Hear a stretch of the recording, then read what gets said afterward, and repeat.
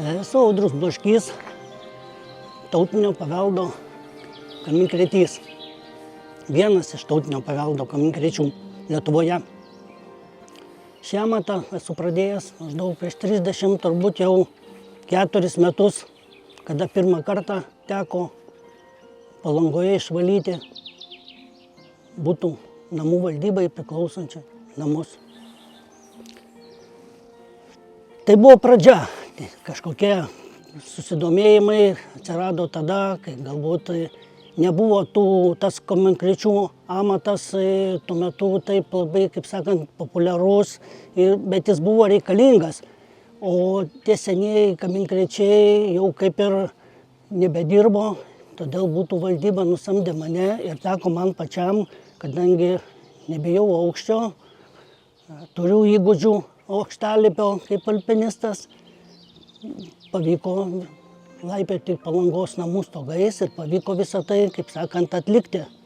Aišku, pirmasis žinias man suteikė Kauno gaisrininkų draugija, iš kur aš atsivežiau ir pirmuosius šepečius, su kuriais išvaliau tos visus dūmtakių kanalus. O toliau jau viskas, kaip sakant, savaime. Žinios, įgūdžiai, knygos, internetas ir seminarai atitinkamai pagal galbūt ne tiek kiek kaminkrečių, bet daugiau apie šildymo įrenginius, apie dūmtakius, apie jų, kaip sakant, montavimą. Visą šitą tai teko man pačiam, kaip sakant, atlikti, montuoti, daryti, jungti, leisti, sujungti židinį su krosnies ir tą pačią lauko krosnį sumūryti su duonkepiu. Tai yra, tai visą, kaip sakant, per visą tą ilgą laiką daug teko atlikti darbų ir daug atlikti darbų valant kaminus kultūros paveldo objektuose, grynai ir dvaruose, kas tikrai, kaip sakant, davė vis daugiau žinių šitoj srity, leido gilintis. Laiku bėgant susipažinau irgi su žinomais krosnių meistrais, kurie turi, kaip sakant, irgi turėjo patirtį kaminų valyme. Jų tėvai buvo jau, kaip sakant, irgi perdavė savo vaikams patirtį. Ir tuo pačiu ir man teko iš to, kaip sakant, mūrininko, krosnininko pasisemti patirties, jau daugiau susipažįstant su krosnių šildymo sistemų pačių jų, kaip sakant, veikimo principų, jų konstrukcija. Tėtis mano alpinistas buvęs taip, o kažbūt tas toksai galbūt aukščio, kaip sakant, čia Lietuvoje kažkur tai nelabai kur buvo, tai čia to pačiu buvo ir kaip ir treniruotės palaipioti, nes atitinkamai reikia ir saugas naudoti, ir virves naudoti, kad faktiškai to ant stogo dirbdamas nenukristum. Kartu neeidavom, bet tas, kaip sakant, dar moksleiviais būdami, tėtis važiuodamas į kalnus, kaip sakant, turiu brolį, bet brolis ne, kaip sakant, mėgėjas keliauti, bet ne į kalnus ir ne vien tik tai kalnuose, bet aš jau, kaip sakant, teko pakeliauti daugiau, kaip apie 10 metų kalnuose, tai čia žinai, jau rimtai. Užsiimti su ekspedicijom Lietuvos dalyvaujant. Dar čia, dar sovietiniai laikai, kuomet buvo atskirų ir ta visa sistema, būdavo alpinizmo stovyklos, ypač Kaukaze jos buvo populiarios. Ir kiekvienais metais ir po vieną, kelis kartus važiuodavai į tą stovyklą, atitinkamai kopdavai pagal sudėtingumą viršūnės ir jos atitinkamai kopiant viršin gaudavai, suteikdavo tau įveikus tam tikrą sudėtingumo kategoriją ir skaičių viršūnių, suteikdavo tau atskirį. Tai kuo turėdavai aukštesnį atskirį, tuo turėdavai galimybę kopti į aukštesnės viršūnės. Tai teko, aš esu pirmo atskirio sportininkas, ta prasme, alpinistas buvęs, ir tai man suteikė galimybę kopti į 7 km aukščio viršūnę Sovietų Sąjungoje. Tai viena iš tokių, reiškia, ir Koženevos viršūnė, 7105 metrai.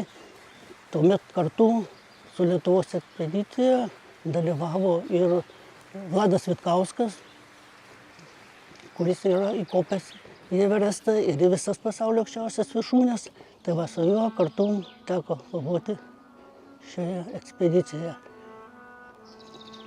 O toliau, kaip sakant, darbai.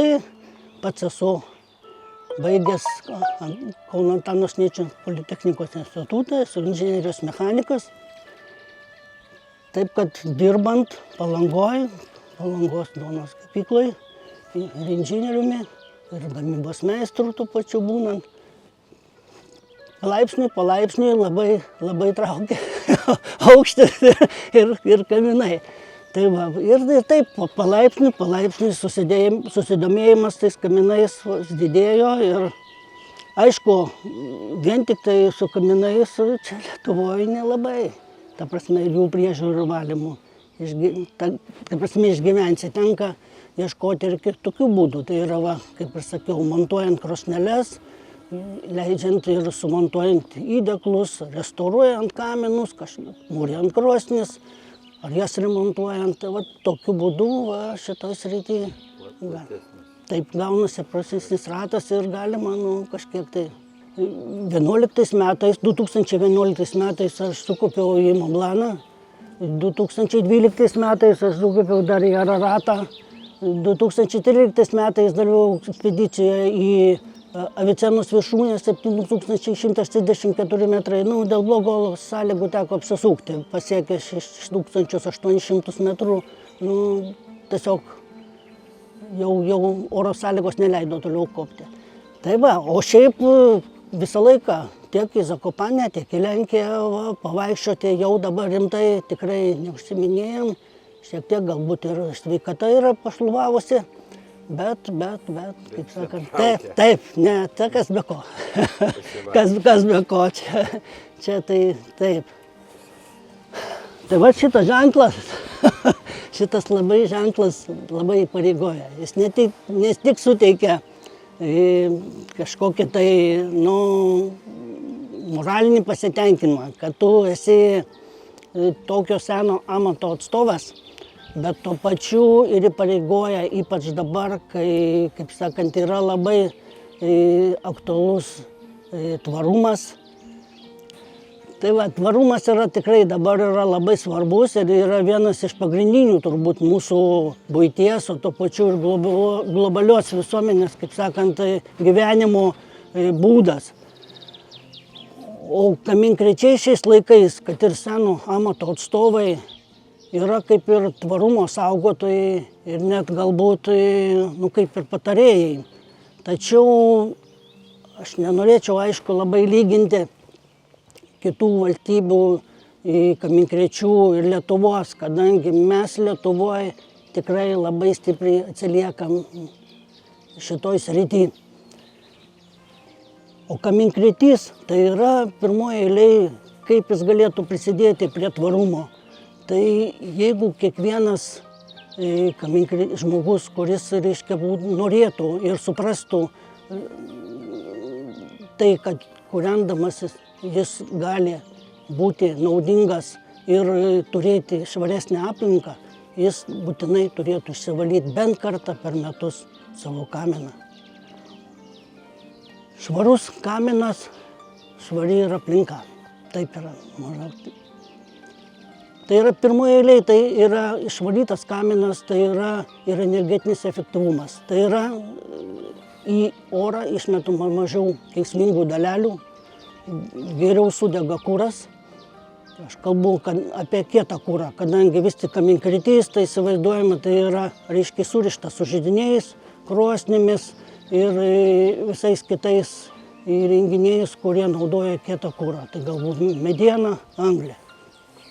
Bet šiais laikais daug kas keičiasi. Todėl tas efektyvumas tų šildymo įrenginių yra labai svarbus.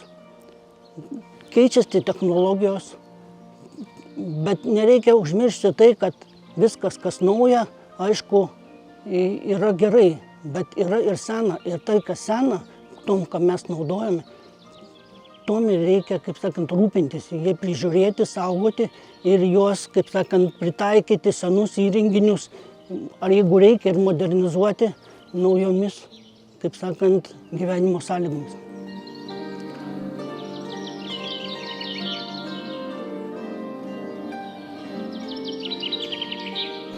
Va čia galėtų galbūt kaip toj organizacijai, jeigu tu bendrauji su valstybės institucijom, su savivaldybėm, kada tu tiesiogiai gali įtakoti. Yra zonos, kur, pavyzdžiui, draudžiama kūrenti, kad galėtų, pavyzdžiui, žmogų pasikviesti kamenkritį, konkrečiai įvertinti jo būklę. Pavyzdžiui, ar jis gali kūrenti, tai irgi negali.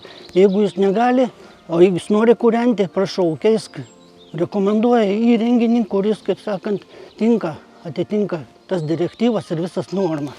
Čia turbūt yra vienas iš seniausių ir pagrindinių kamenkričių įrankių. Tai yra virvė, šepetys ir svambalas, kurio, kaip sakant, pagalba yra ir valomas. Šiaip šepečių formos yra labai įvairios, jų dydžiai irgi įvairūs. Tiesiog reiškia į apačią, į viršų, į apačią, į viršų. Užsilipus ant stogo. Šitas toksai, tas valymas būdas yra pats seniausias ir dar dabar šitas naudojimas yra būdama. Čia svoriai irgi yra skirtingi priklausomai nuo aukščio, čia jau atskirai montuojasi, čia jau žymiai didesniam ir ilgesniam, kaip prasme, kamenui nuleisti. Atskirai naudojamos dar ir trosai, prie kurių tvirtinasi šepečiai, sukosi, jeigu reikia kietesnio varianto. Kanalams senelių valyti naudojame šitokie šepečiai, kurie leidžia, kaip sakant, pagal senelės kryptį atskirai, reiškia, įkišant ir ištraukiant atskirai. Nu, dabar pereintim turbūt prie šiuolaikinių, mechaninių, rotorinių valymo būdų. Tai dabar šiuo metu yra pats efektyviausias ir moderniausias kaminų ventiliacijos ir valymo būdas, rotorinių būdų, jėgos, kaip sakant, valymo būdų. Lazdelė viena po kitos jungiasi ir keliauja į viršų kaminų. Jeigu žiūrėti, man teko pasiekti daugiausiai 18 metrų. Toks buvo aukščiausias dūmtakis.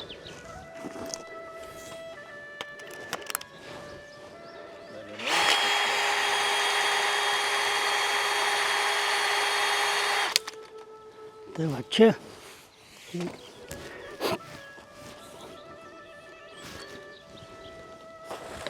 Jeigu žiūrėti, nerūdijančio plieno irgi kaminams, nerūdijančio plieno įdeklus yra galima valyti tik tai su polimeriniam medžiagom, kadangi metalas, jeigu būtų metalinis šepetys, jis yra subraižo paviršių, per laiką įdeglas gali pradėti rūdyti.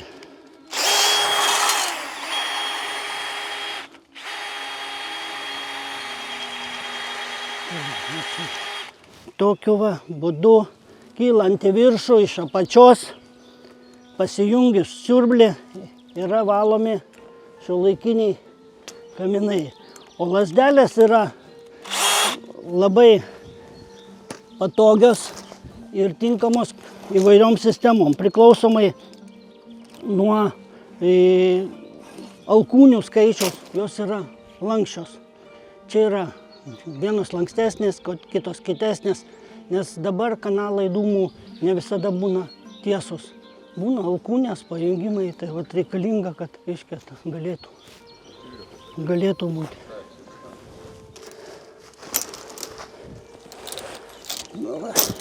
Ventiliacijų kanalų valymo įranga. 15 metrų, reiškia šachta, ventiliacijos valoma, šepečiais priklausomai nuo šešimo yra keičiami ir gali važiuoti į viršų atskirai.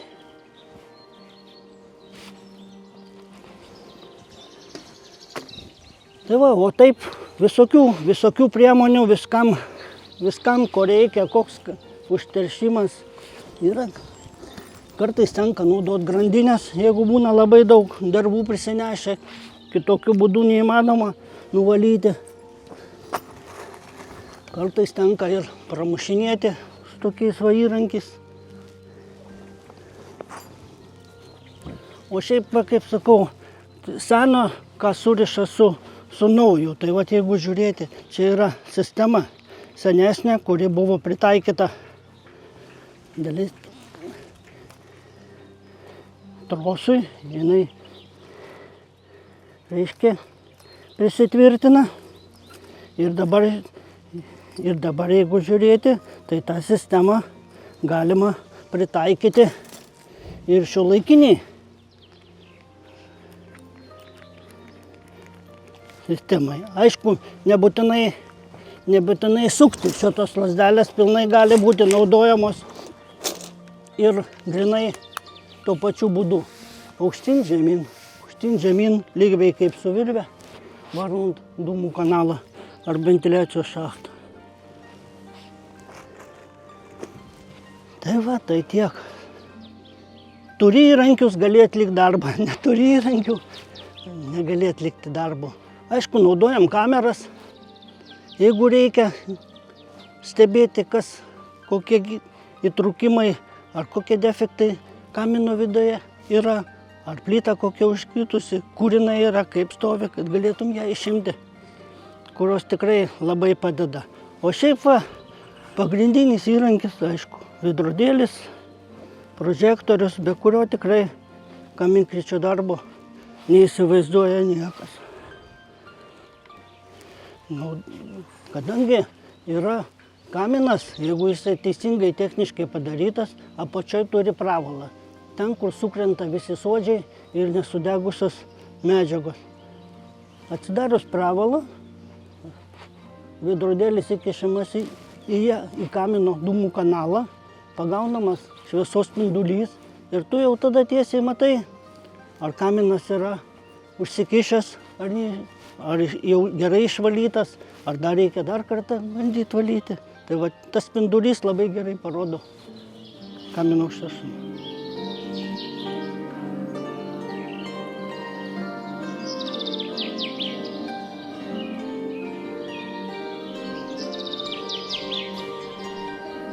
Kitas dalykas, tai yra saugumas.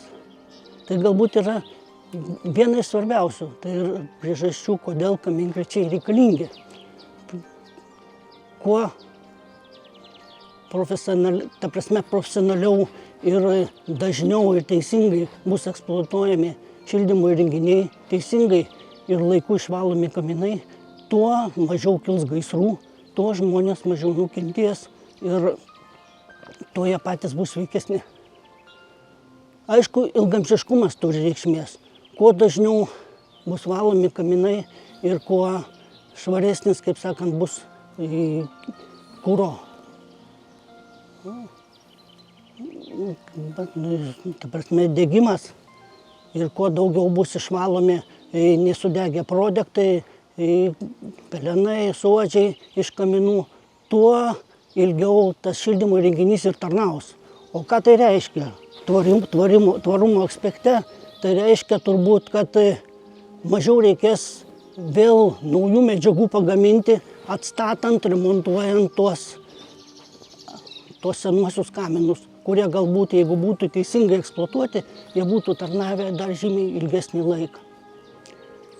Tai va, o ką dabar pasakyti apie šiuolaikinį tą tokį, kaip vis tik aš matau, daleiskim, Lietuvos kaminkryčius dabartinėmis sąlygomis, dabartiniame gyvenime. Galbūt, aišku, to Lietuvoje tiek nėra, čia galbūt sąlygos tokios susiklostė, tačiau kaminkretys labai galėtų prisidėti prie tikrai tvarios aplinkos ir tuo pačiu prie klimato kaitos gerinimo. Tai yra inspektuodamas, šviesdamas ir aiškindamas žmonėms, kurie kūrena šios kieto kuro įrenginius, apie jų galimybę modernizuoti juos, pakeičiant į šiuolaikinius biokatilus ar granulinius katilus, kurie yra žymiai efektyvesni ir leidžiantis taupyti tiek kurą, tiek pačią, kaip sakant, aplinką saugoti, kadangi išmetimas kietųjų dalelių yra žymiai mažesnis.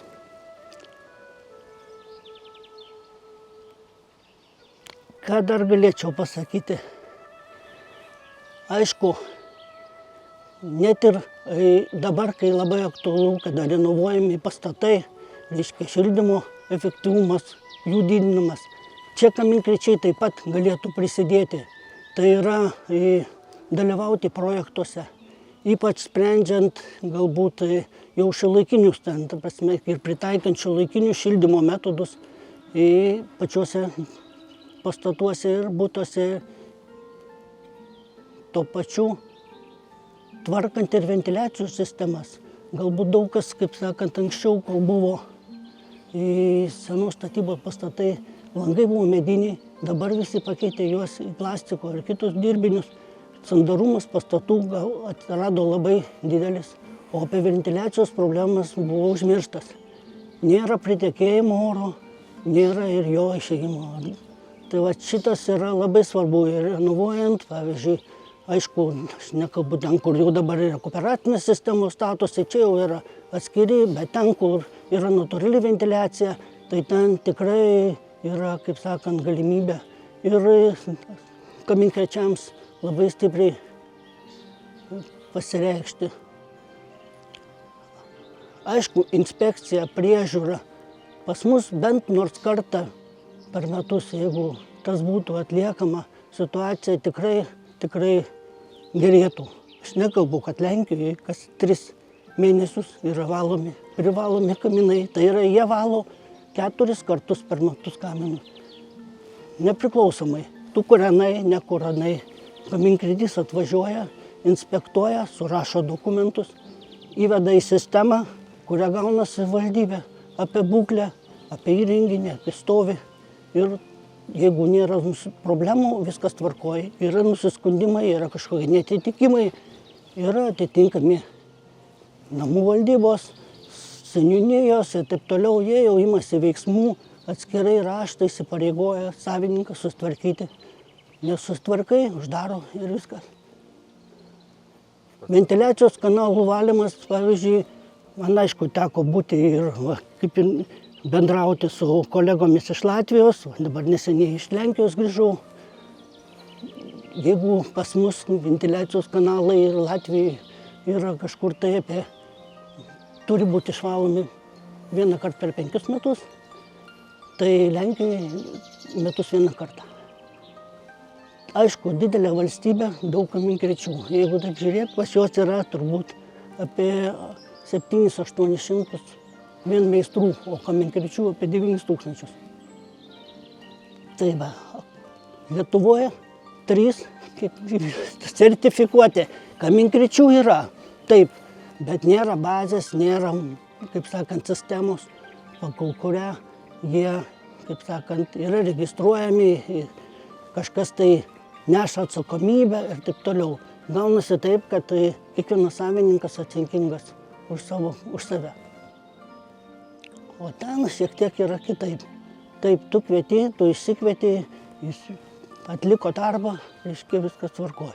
Aišku, kaminą užkišti galima ir per 1 mėnesį. Jeigu tu neteisingai kūrensi, jeigu naudosi ne tą kurą, mažinsi, taupysi kurą, nepaduosi deguonies į šildymo įrenginį, atitinkamai kaminas irgi užsidegs žymiai greičiau negu per 3 mėnesius. Jis gali užsidegti ir taip toliau. Tikrai aš vaikščiau po miestą, reiškia, grinai čia buvo renginys į Kališę, reiškia, ten už Varšuvos, reiškia, maždaug 250 km. Tiesiog mieste vaikštai ir stebi kaminus, net kadangi tu kaminkretys esi. Tikrai, visi kaminai sutvarkyti, visi kaminai tvarkingi. Ko negaliu pasakyti, aišku, apie mūsų, nes kitas iki tenka pačiam važiuoti, skambinu savivaldybę Klaipėdoj, sakau, žiūrėkit, kaminas jau jums krenta ir kris arba žmonėms ant galvos, arba mašina sudaužys. Tai po 2 savaičių važiuoju pažiūrėti, kas padaryta. O tas kaminas su virvėm aprištas, kad jis neišsiskleistų ir visai nenukristų. O taip va. Tai va, tikiu tikrai.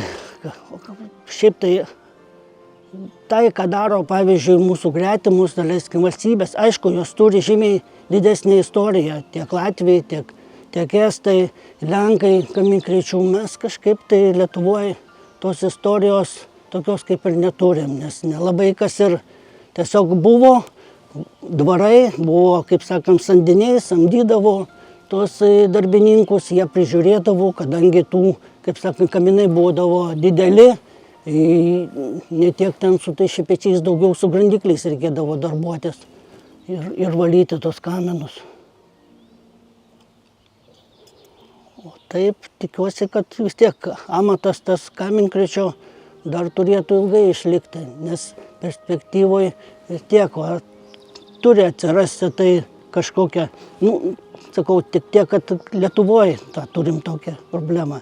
Aišku, Europos direktyvas mes turim, normas visas turim, bet neturim tokių konkrečių kontroliuojančių organizacijų su pačia sistema, kad pavyzdžiui, atėjai išvaliai ir tu, kaip sakant, bet po truputį, bet mes tikrai labai, žinau, gal čia situacija yra tokia, kad galbūt mūsų žmonės išsivalo kažkiek tai patys, kažkiek dar tie kaminkryčiai, kurie galbūt netautinio paveldo ar įmonės, ypač dabar, kadangi yra butų ūkių aptarnavimo visos, kaip sakant, organizacijos, kur grynai valdas prižiūri, jos kažkiek tai prižiūri tas sistemas, bet visumoje tai toksai kontrolės tokio mechanizmo pas mus nėra. O šiaip stengiamės, dirbam, kad tikrai būtų Lietuvoje kuo mažiau gaisrų, kad žmonės gyventų saugiai, nes išvalytas kaminas, tai ta prasme žmogus yra saugus, jis pats jaučiasi žymiai, kaip sakant, užtikrinčiau ir ramiau, kadangi įrenginys, kaip sakant, sutvarkytas ir viskas funkcionuoja ir jam ta prasme ir sveikatai geriau ir jis ramus yra. Pasižiūrėjau, pavyzdžiui, ką galim Lietuvoje. 90 metais kažkur tai po nepriklausomybės toksai kitose valstybėse, tas tiek Estijoje, tiek Latvijoje atgimimas to tokio verslo, to amato buvo labai, kurias organizacijos registravosi, buvo kažkas ir pas mus daroma. Ir aš pasižiūriu Lietuvos kaminkryčių ir krosnininkų asociacija, bet jinai neveikianti, parašyta, tiesiog neveikianti. Ir viskas. Tai ten ir yra. O asociacijos tikslas vis tik galbūt ir buvo geras, bet nežinau, nesupratau. Gal kartais tiesiog tai buvo kažkokių įstaigų ar organizacijų vadovai, bet ne kaminkryčiai. Tiesiog norėjau galbūt turėti vadovaujančią organizaciją, o ne, kaip sakant, tų, kurie, kaip sakant, dirba patys tiesiogiai ir surišti su šito amatu ir su šito, kaip sakant, šito profesija.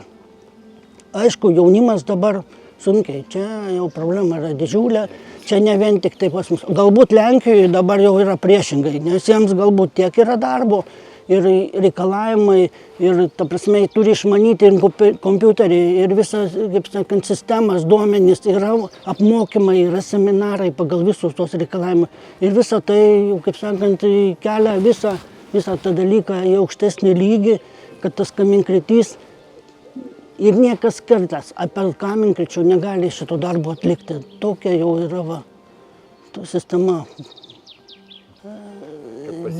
Kaminkryčio amato turbūt taip pritraukti nepritrauksi. Reikia, kad turėtum, galbūt, jeigu tai būtų šeimos verslas, tai būtų, kaip sakant, tėtis, vaikai perimt. Va šitas sekamumas toksai leistų jaunimui įsilieti į kaminkryčių ir šios profesijos, kaip sakant, gretas, bet kadangi pas mus tos sistemos nėra, kad nėra, kaip pavyzdžiui, kad norint tapti meistru reikia 8 metus iš vis mokintis, 3 metus pameistriu būti, paskui dar atskirai laikyti egzaminus, vėl dirbti kartu su meistru, paskui meistro egzaminų laikyti, tik tada tapti nepriklausomu, kaip sakant, kaminkryčių meistru. Pas mus šito, kaip sakant, nėra. Čia vienu momentu ypač irgi labai buvo, kad tai kūrenimas, ta prasme, kieto kuro, tai yra neefektyvu, ekonomiškai, ta prasme, ir tvarumo atžvilgiu blogi dalykai ir taip toliau. Tačiau medienos kūrenimas lygiai taip pat, kaip kad yra atsinaujantis energijos šaltinis, bet jis turi būti kaip naudojamas teisingai.